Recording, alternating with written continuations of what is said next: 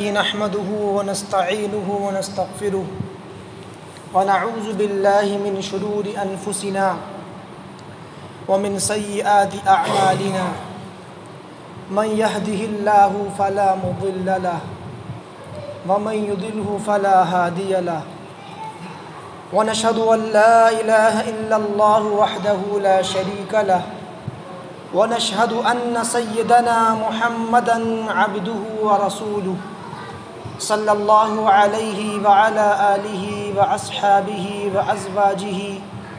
وأهل بيته وبارك وسلم تسليما كثيرا كثيرا. أما بعد،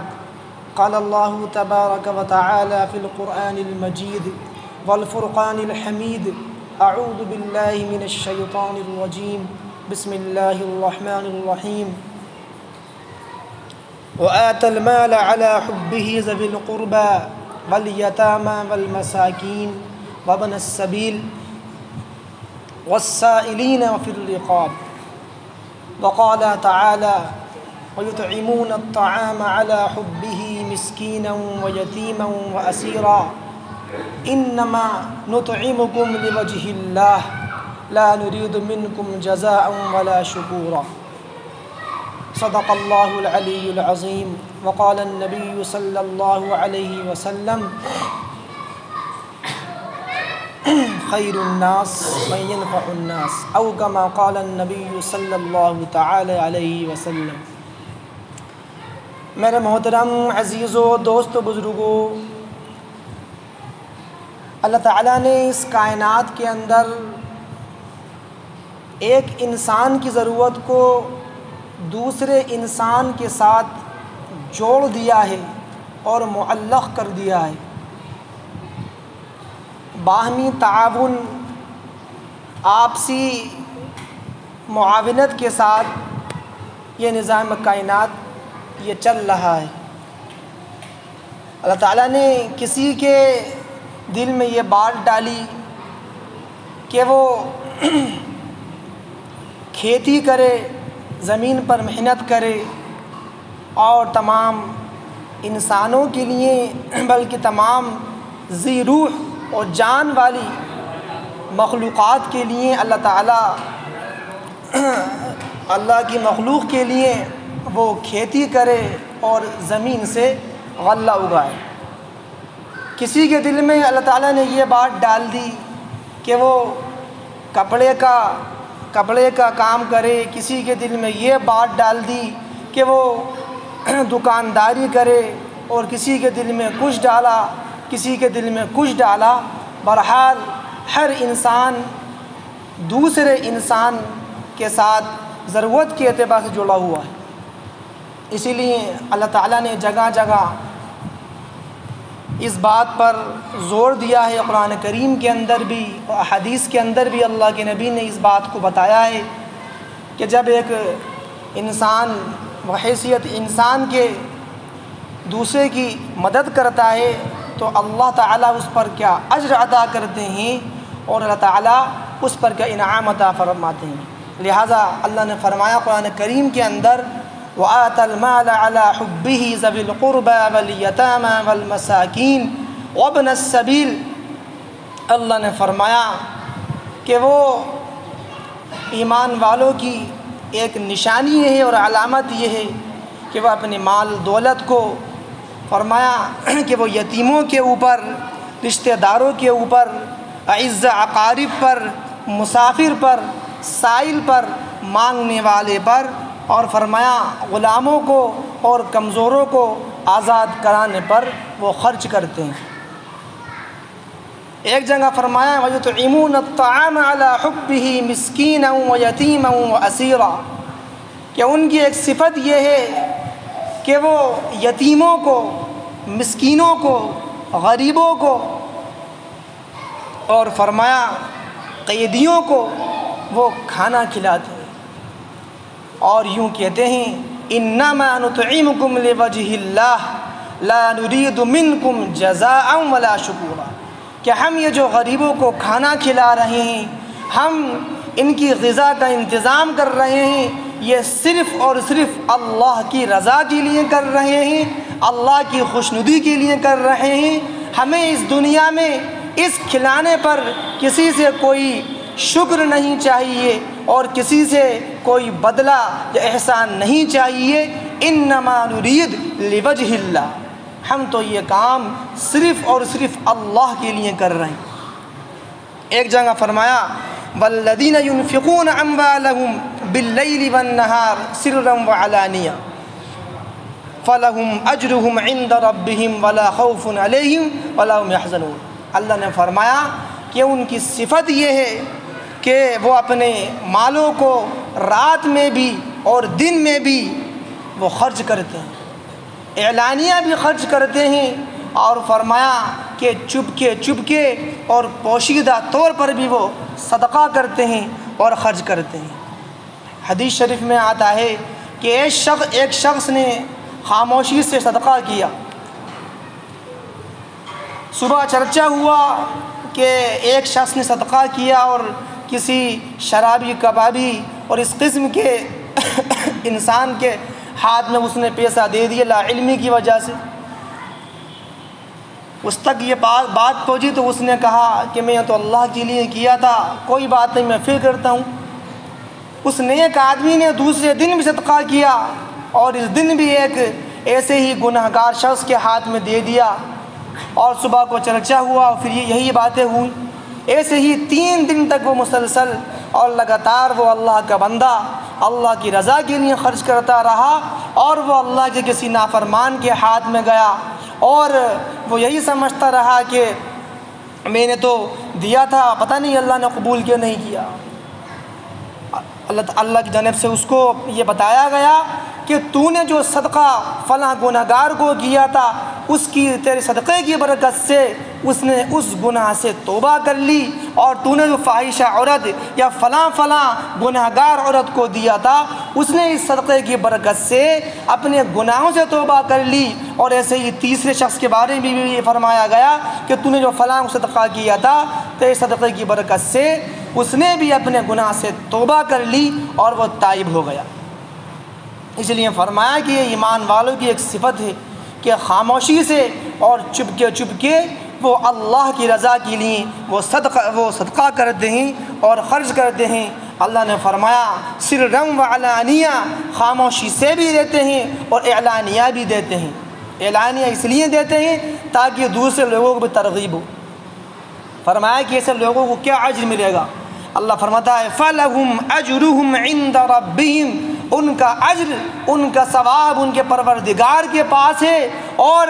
دوسری بات اللہ نے یہ سنائی خوشخبری کہ اللہ تعالیٰ ان کو قیامت کے ہال میں اور آخرت بھی جو بے چینی ہوگی اور وہاں کے جو احوال سختی کے پیش آئیں گے، اللہ تعالیٰ ان احوال میں ایسے شخص کو وہ بے فکر رکھے گا۔ اللہ نے فرمایا وَلَا خَوْفٌ عَلَيْهِمْ وَلَا هُمْ يَحْزَنُونَ، ایسے شخص کو نہ کسی قسم کا ڈر ہوگا، نہ کوئی ہول ہوگا، اور نہ ہی وہ غمگین ہوں گے۔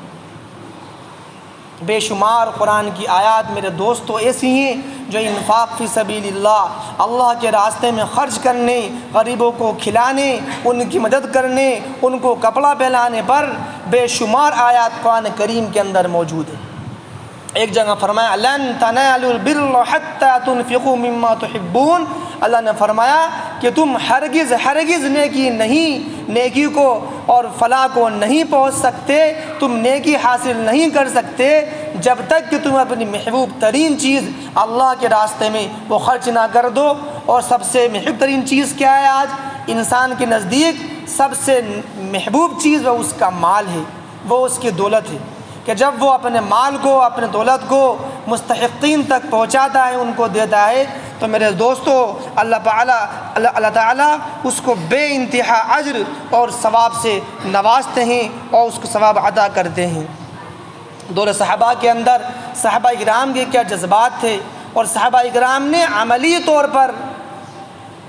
مخلوق کی خدمت کرنے کا حق ادا کیا۔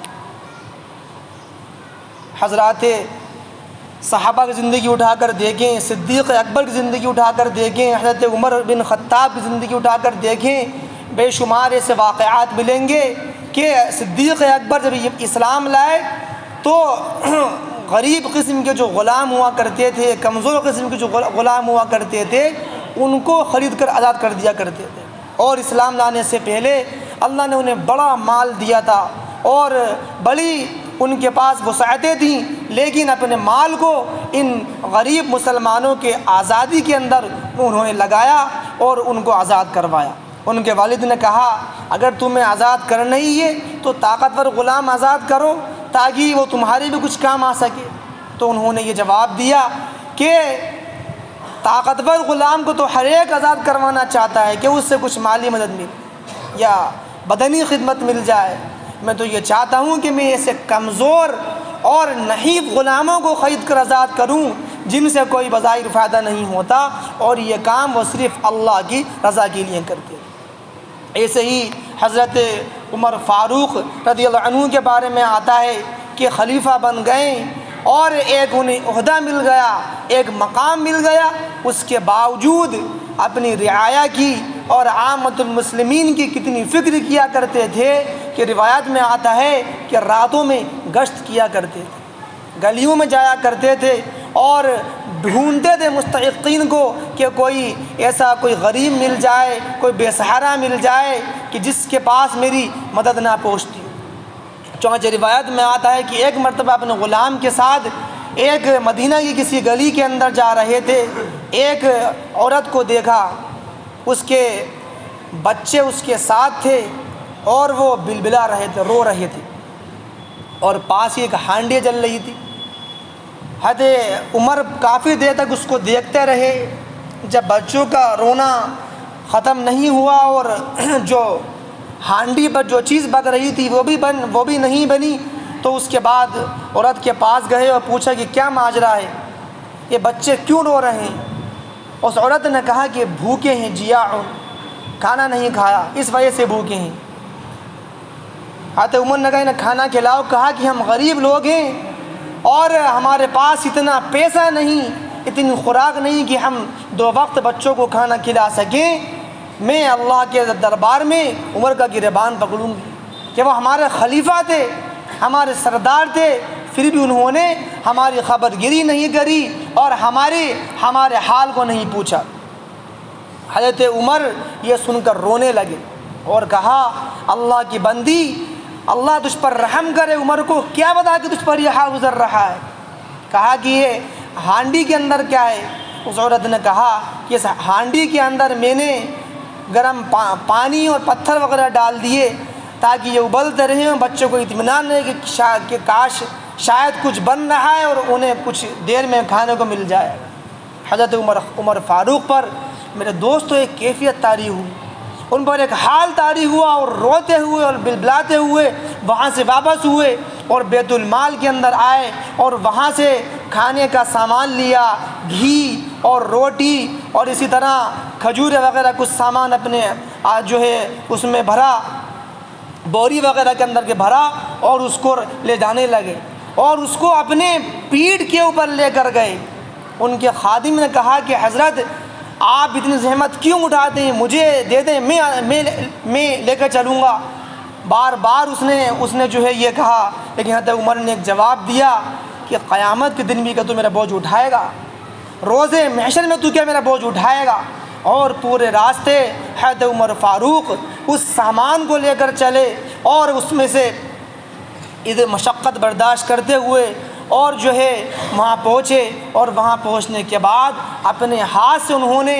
دلیا وغیرہ بنایا اور اس میں کھجوریں ڈالی، گھی وغیرہ ڈالا اور ہانڈی کے اوپر بنا کر اس کو تیار کیا اور تیار کر کے ان بچوں کو کھلایا اور جو ہے اس عورت کو بھی دیا اور کہا کہ اب تم کھاؤ۔ اور پھر اس کے بعد کچھ دیر دور بیٹھ کر یہ دیکھنے لگے اور کہا، پوچھنے پر یہ کہا کہ میں یہ چاہتا ہوں کہ میں نے ان بچوں کو روتے ہوئے دیکھا تھا، اب میں انہیں ہنستا ہوا بھی دیکھوں کہ میرے دوستوں کون ہیں؟ یہ خلیفہ وقت ہیں جن کی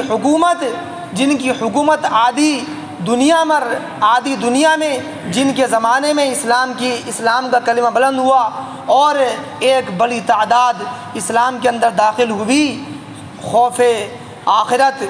اور ان کے تقوی کا حال یہ ہے کہ وہ کیا کہہ رہے ہیں کہ وہ اس بات سے ڈر رہے ہیں کہ کہیں میری پکڑ نہ ہو جائے۔ ایسے بے شمار واقعات صحابہ کرام کے ہیں کہ لوگوں کی مدد اور ایثار اور اپنا جان اپنا مال انہوں نے ان پر خرچ کیا۔ میرے عزیز و دوستو، خدمت خلق یہ ایک ایسی چیز ہے کہ بسا اوقات بڑے بڑے گناہوں کی مغفرت کا یہ ذریعہ اور سبب بن جاتی ہے۔ حدیث شریف میں آتا ہے کہ ایک فاحشہ عورت تھی، ایک مرتبہ وہ کہیں جا رہی تھی، اس نے دیکھا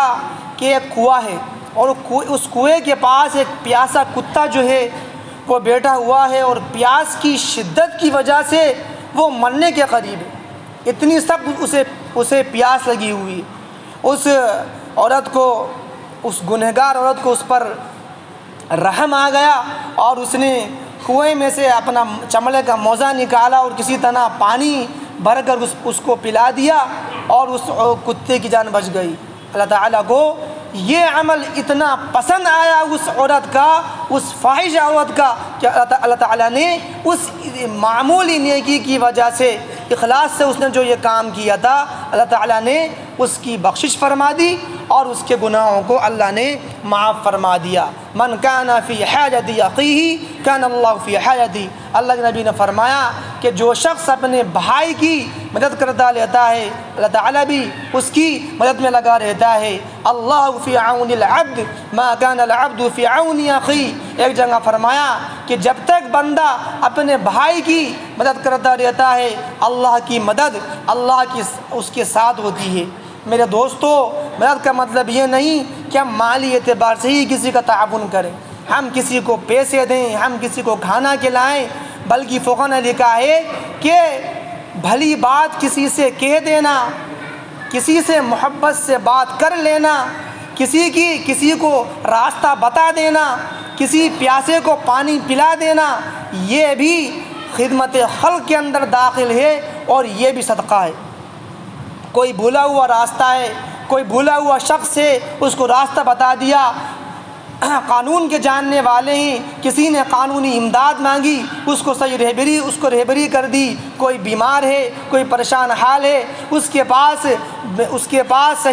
صحیح رہنمائی اس کو نہیں مل پا رہی، اس کی صحیح رہنمائی کر دی کہ تم وہاں جاؤ، فلاں ڈاکٹر کو دکھاؤ، فلاں جگہ چیک اپ کراؤ۔ میرے دوستو، یہ بھی خدمت خلق کے اندر شامل ہے۔ کوئی قید کے اندر ہے، ناگہانی قید کے اندر جو ہے وہ سزا کاٹ رہا ہے، اس کے رہائی کی تھوڑی فکر کر لی، تھوڑا اس تعلق سے چل پھر لیا اور وہ بندہ آزاد ہو گیا، تو میرے دوستو یہ تمام چیزیں خدمت خلق کے اندر داخل ہیں۔ حضور اکرم صلی اللہ علیہ وسلم نبوت کے ملنے سے پہلے بھی اور آپ علیہ السلام نبوت کے ملنے کے بعد بھی آپ علیہ السلام نے لوگوں کے ساتھ ہمدردی اور ایثار کا ایسا نمونہ پیش کیا کہ دنیا اس سے قاصر ہے۔ چنانچہ ہم اور آپ بخوبی جانتے ہیں کہ جب پہلی وحی نازل ہوئی اور پہلے وحی کے بعد آپ علیہ السلام پر ایک حال طاری ہوا، آپ پر کبھی طاری ہو گئی، آپ گھر میں تشریف لائے اور حضرت خدیجہ سے کہا کہ زملونی، مجھے چادر اڑاؤ۔ انہوں نے چادر اڑائی، پورا واقعہ بیان کیا اللہ کے نبی نے کہ ایک فرشتہ آیا تھا اسی قسم کے، اس نے مجھ سے الفاظ کہے اور قرآن کی آیت پڑھ کر سنائی۔ تو حضرت صدیقہ عائشہ نے کیا کلمات کہے تھے؟ میرے دوستو، وہی کلمات کہے تھے جو آپ علیہ السلام کی نبوت کی پہلے کی پوری زندگی تھی۔ چند الفاظ کے اندر حضرت خدیجہ نے آپ علیہ السلام کی پوری زندگی کا خلاصہ پیش کر دیا کہ آپ تو صلہ رحمی کرنے والے ہیں، آپ تو غریبوں کی، آپ تو محتاجوں کی مدد کرنے والے ہیں، آپ تو غریبوں کا سامان لا کر دینے والے ہیں، آپ کیسے ضائع ہو سکتے ہیں؟ آپ کو اللہ کیسے ضائع کر سکتا ہے؟ اور نبوت ملنے کے بعد بھی آپ علیہ السلام نے ایسے کام کیے خدمت خلق کے، نہ صرف مسلمانوں کے لیے بلکہ غیر مسلموں کے لیے بھی آپ علیہ السلام نے ایسے کام کیے کہ جس سے اہل اسلام کی طرف جو ہے غیروں کا رجوع ہوا اور انہوں نے اسلام قبول کیا۔ اس کا اندازہ لگا لیں اس بات سے بھی کہ جو زکوٰۃ کے مصارف ہیں اس میں ایک مصرف قرآن نے بتایا والمؤلفۃ قلوبہم، کہ تالیف قلب کے لیے زکوٰۃ کی رقم دی جا سکتی ہے۔ اللہ کے نبی کے زمانے میں اس آیت کی تشریح میں علماء نے لکھا ہے کہ تالیف قلبی کے لیے آپ علیہ السلام نے اس زمانے کے جو نو مسلم حضرات تھے ان کو بھی زکوٰۃ رقم دی، اور اسلام سے قریب کرنے کے لیے جو اس زمانے میں غیر ایمان والے تھے اللہ کے نبی نے ان کو بھی رقم دی تاکہ وہ اسلام سے قریب ہو جائیں اور اسلام کے اندر وہ داخل ہو جائیں۔ حدیث شریف میں آتا ہے کہ جو شخص کسی مسلمان کی ایک تکلیف کو دور کرے گا تو اللہ تعالیٰ آخرت کی تکلیفوں میں سے ایک تکلیف سے اس کو نجات دیں گے۔ میرے دوستو، ہم میں سے ہر ایک چاہتا ہے کہ وہ آخرت کی تکلیفوں سے بچ جائے، لہٰذا ہمیں چاہیے کہ ہم خدمت خلق کو اختیار کریں، اپنے محلے میں، اپنے پڑوس میں، اپنے شہر کے اندر ایسے مستحقین کو ڈھونڈ کر ان کی جانی مالی امداد کریں جو مدد کے مستحقین ہیں۔ اللہ کے ذات سے امید اگر ہم نے یہ کام کیے تو انشاءاللہ اللہ پاک ہمیں اس کا بے انتہا اجر اور انعام عطا فرمائے گا۔ اللہ تعالیٰ مجھے بھی اور آپ کو بھی ان تمام باتوں پر عمل کرنے کی توفیق عطا فرمائے۔ وآخر دعوانا ان الحمد للہ رب العالمین۔